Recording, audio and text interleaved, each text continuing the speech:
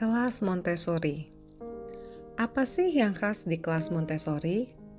Apa yang perlu diperhatikan orang tua ketika berkunjung ke sekolah Montessori? Apa saja yang perlu diperhatikan oleh guru ketika mempersiapkan kelas Montessori? Yuk kita dengarkan penjelasan pada video ini mengenai kelas Montessori. Selamat datang di Mahari Early Learning Center. Mahari Early Learning Center adalah sebuah lembaga pendidikan anak usia dini yang berada di perumahan Bukit Dago dengan program PAUD, TK, dan penitipan anak. Kami memiliki kurikulum dan kegiatan mengacu pada pendekatan Montessori dan psikologi perkembangan anak. Video ini adalah series dari Sharing Parenting bersama Miss Mama yang akan membahas berbagai informasi, edukasi, serta tips dalam pengasuhan anak dan metode Montessori. Sebelum kita membahas lebih lanjut, bantu kami untuk like, share, dan subscribe channel ini ya, supaya tidak ketinggalan video-video kami berikutnya. Terima kasih.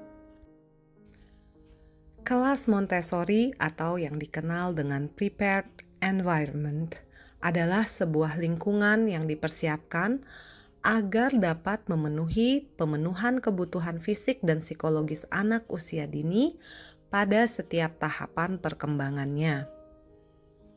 Lingkungan dan kegiatan anak disusun sedemikian rupa sehingga dapat merangsang perkembangan anak secara kognitif, motorik, dan psikososial, sehingga anak dapat bekerja sesuai dengan minat dan kecepatannya masing-masing. Lingkungan yang dipersiapkan ini tidak hanya menstimulasi anak secara individu, namun juga mengasah kemampuan anak dalam berinteraksi dan bersosialisasi dengan orang-orang yang ada di sekitarnya, menghindari kompetisi dan mengasah kolaborasi. Berikut ini adalah poin-poin penting yang harus dipersiapkan dan diperhatikan dalam mempersiapkan lingkungan kelas Montessori. Prinsip ini juga dapat diterapkan oleh orang tua yang ingin menjalankan Montessori di rumah. 1. Material. Yang menjadi ciri khas utama dari kelas Montessori adalah pada material atau benda-benda yang ada di dalam kelas tersebut. Pada kelas Montessori, ruang kelas akan disusun dengan berbagai furniture dan benda-benda asli, bukan mainan, namun dengan ukuran anak. Real material, kid size. Hal yang harus diperhatikan dalam memilih material, baik furniture maupun peralatan Montessori yang ada dalam ruangan kelas, adalah orang dewasa harus menyesuaikannya dengan kebutuhan perkembangan anak yang berada pada kelas tersebut. Jadi, ketika kita mempersiapkan lingkungan untuk anak dengan rentang usia 1-3 tahun, tentunya harus berbeda dengan ruang kelas untuk anak usia 3-6 tahun.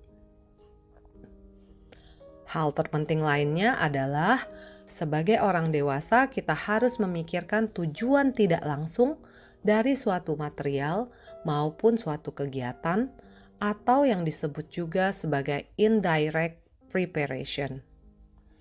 Artinya setiap material yang dikerjakan oleh anak saat ini akan membantu anak untuk mempersiapkan dirinya pada tugas perkembangan selanjutnya. Seperti contohnya aktivitas dalam area keterampilan hidup praktis yang terlihat sederhana, namun sebenarnya merupakan serangkaian aktivitas yang dipersiapkan sebagai aktivitas pra-menulis dan membaca. Juga seperti beberapa material di area sensorial merupakan dasar untuk pemahaman logika dan konsep abstrak lainnya di kemudian hari. 2. Control of error.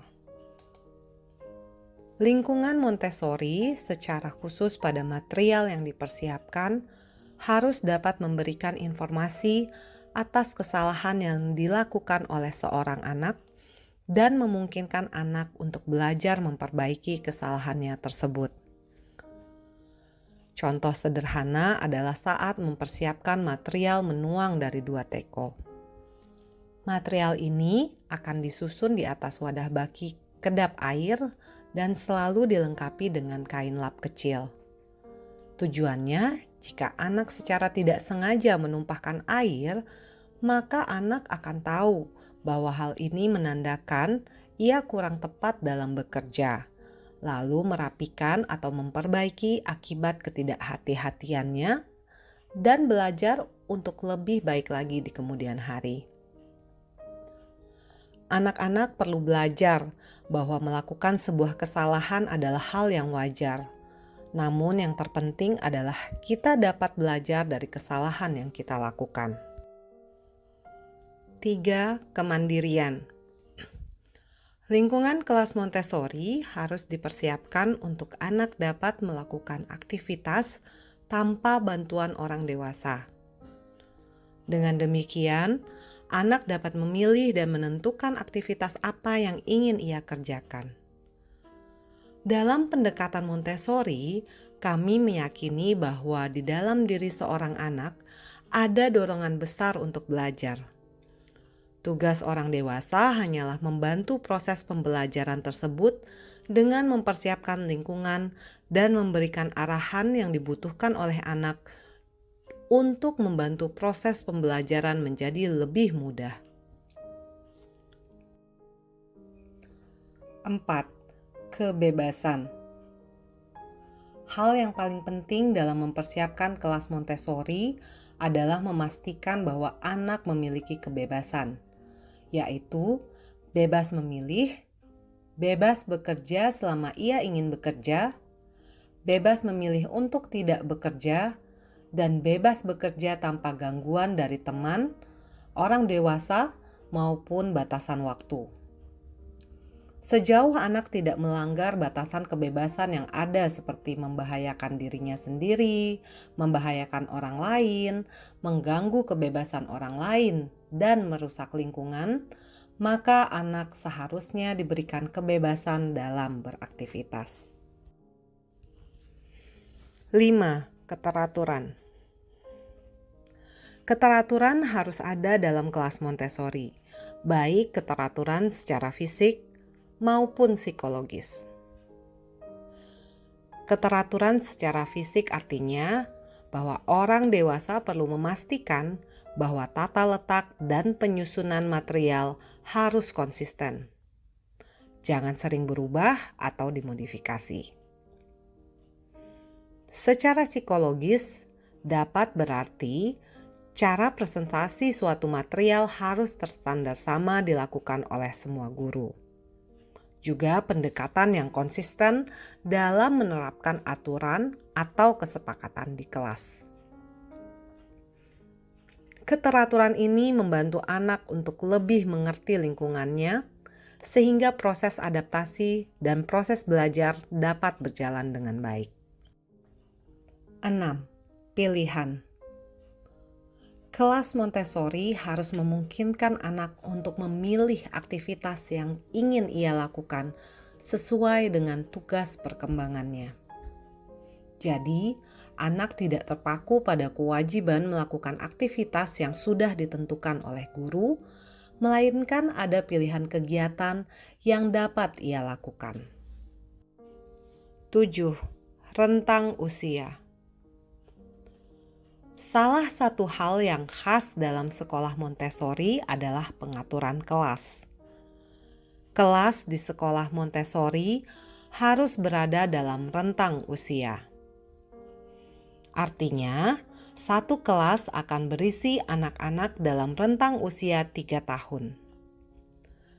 Pengaturan usia yang beragam dalam satu kelas ini memungkinkan anak yang lebih kecil mendapatkan contoh yang konkret dari anak yang lebih besar. Sementara anak yang berusia lebih besar berkesempatan untuk mengasah empati terhadap anak yang lebih kecil. Atau dengan kata lain, anak yang kecil akan mendapatkan role model dan anak yang besar akan mengembangkan leadership. Hal ini sangat bermanfaat untuk mengasah kemampuan anak dalam bersosialisasi di tengah masyarakat. Bukankah dalam kehidupan nyata sehari-hari kita berinteraksi dengan orang-orang berbagai usia? Inilah mengapa dalam kelas Montessori, pengaturan kelas berdasarkan rentang usia 3 tahun menjadi acuan yang seharusnya tidak boleh dinegosiasikan. 8. Bergerak leluasa. Kelas Montessori harus diatur sedemikian rupa agar anak bisa bebas bergerak dan beraktivitas sesuai dengan dorongan dari kebutuhan yang ada di dalam diri seorang anak. Hal ini juga harus menjadi acuan pada setiap orang tua yang ingin menerapkan prinsip Montessori di rumah. Harus memperhatikan apakah barang-barang yang ada di rumah terlalu padat dan di luar jangkauan anak, sehingga anak selalu membutuhkan bantuan orang dewasa dalam berbagai hal. Peran orang dewasa. Di lingkungan Montessori, guru berperan sebagai fasilitator yang membantu anak untuk bisa mengajar dirinya sendiri melalui berbagai material yang ia kerjakan, dan juga melalui interaksi dengan orang lain yang ada di sekitarnya. Karena dalam kurikulum Montessori meyakini bahwa anak adalah pembelajar aktif, maka peran orang dewasa adalah sebagai penghubung antara anak dengan lingkungannya. Demikianlah penjelasan mengenai hal-hal yang khas dari kelas Montessori. Harapannya, dengan informasi ini, para guru dapat mempersiapkan lingkungan kelas Montessori dengan lebih baik, sehingga dapat membantu perkembangan anak secara optimal di sekolah. Selain itu, informasi ini diharapkan bisa menjadi pertimbangan bagi orang tua yang ingin menerapkan prinsip Montessori di rumah. Terima kasih sudah menyaksikan video ini. Jangan lupa untuk like, share, dan subscribe channel Mahari untuk mendapatkan informasi mengenai parenting dan Montessori lainnya. Terima kasih. Sampai jumpa pada video kami selanjutnya.